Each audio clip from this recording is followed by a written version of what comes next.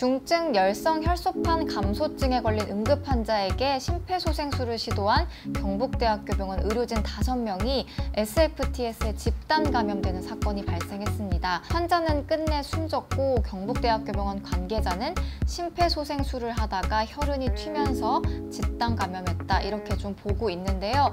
도대체 이 SFTS는 무엇일까요? SFTS란 진드기 매개 감염병의 일종으로 2009년 중국에서 최초로 발견된 신종 감염병인데요. 질병을 일으키는 세균이나 바이러스를 가진 진드기가 사람을 물어서 발생하는 것으로 알려져 있습니다. 진드기가 매개가 돼서 발생하는 질환이군요. 그렇다면 증상은 좀 어떤가요? 2주 이내 38도가 넘는 고열과 두통, 그리고 소화기 증상을 보이는 등 일반적인 감기 몸살 증세랑 비슷한 것으로 알려져 있는데요.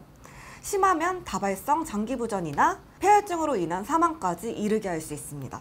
질병관리본부에 따르면 2013년부터 2020년 5월까지 1,097명의 환자, 216명의 사망자가 확인이 돼서 치사율이 무려 20%에 달하는 것을 확인할 수 있었는데요.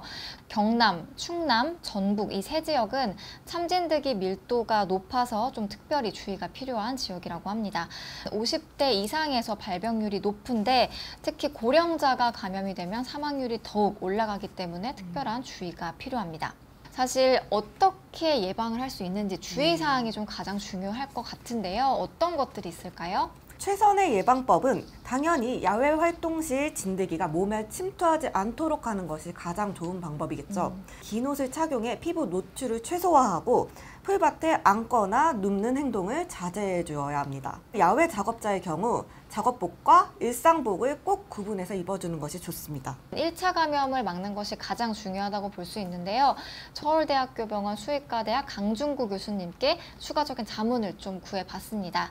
이 기사에서는 사람 간에 전염이 됐다, 이렇게 지금 나왔잖아요. 그래서 실제로 사람 간의 전염 위험성이 얼마나 되는지 좀 여쭤봤거든요. 혈액이나 타액과 같은 분비물에 고농도의 바이러스가 존재를 할 때 좀 밀접한 접촉이 있다, 이럴 경우에는 아주 드물게 사람 간에도 전염이 될 수 있다.